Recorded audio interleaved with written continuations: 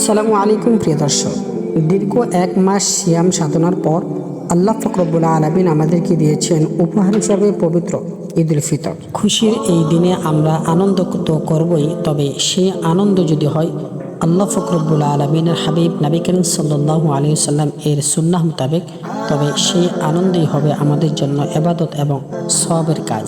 তাই আমরা আজকের এই ভিডিওতে জানব ঈদের আগের দিনের রাত এবং ঈদের দিনের কি কি কাজ সুন্নাহ রয়েছে ওই বিষয় সম্পর্কে। ভিডিওটি শেষ পর্যন্ত দেখুন, কারণ কিছু কিছু ছোট ছোট আমল এরকম রয়েছে যা আমাদের ঈদের দিনকে করে তুলবে আরো বরকতময় করে।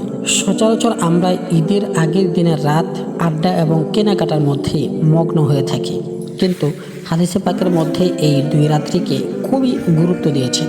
ঈদুল ফিতর এবং ঈদুল আজহা। নবী করিম সাল্লাল্লাহু আলাইহি ওয়াসাল্লাম বলেছেন, যে ব্যক্তি ঈদুল ফিতর এবং ঈদুল আজহা এই দুই রাত্রিতে আবাদত করবে, নফলে আবাদত করবে, আল্লাহ পাক রব্বুল আলামিন তার অন্তরকে ওই দিন জীবিত রাখবেন, যেই দিন সকলের অন্তর মৃত্যুবরণ করবে বা মরে যাবে। রেফারেন্স ইবনে মাজা, হাদিস নং 1782।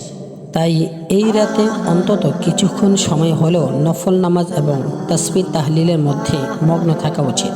নফল নামাজ অন্যান্য নামাজের মতো স্বাভাবিকভাবে আপনি যেভাবে নামাজ পড়েন সেভাবেই পড়তে পারেন, কোনো সূরা বা নিয়ম নির্দিষ্ট নেই।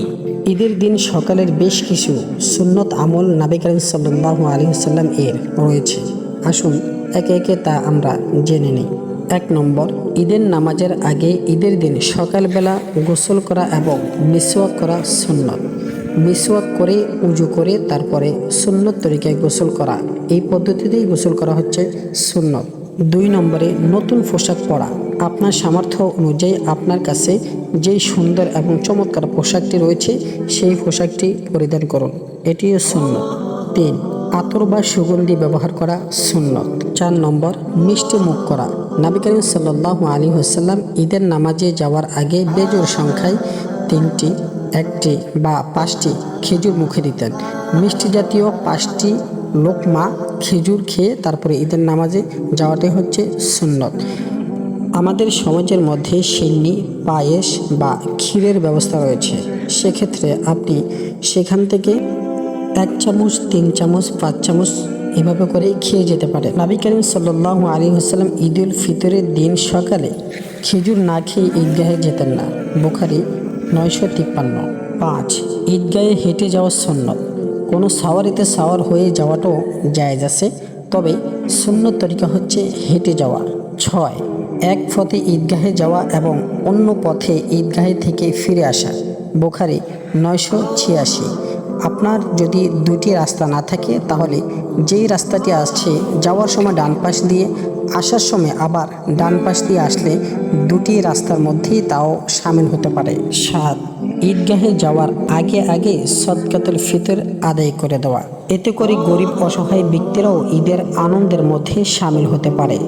8, ঘর থেকে বের হয়ে ঈদগাহে যাওয়ার সময় নিচু আওয়াজে আল্লাহু আকবার, আল্লাহু আকবার, লা ইলাহা ইল্লাল্লাহু, আল্লাহু আকবার, আল্লাহু আকবার, ওয়ালিল্লাহিল হামদ, এই তাকবীরটি বেশি বেশি পড়ুন।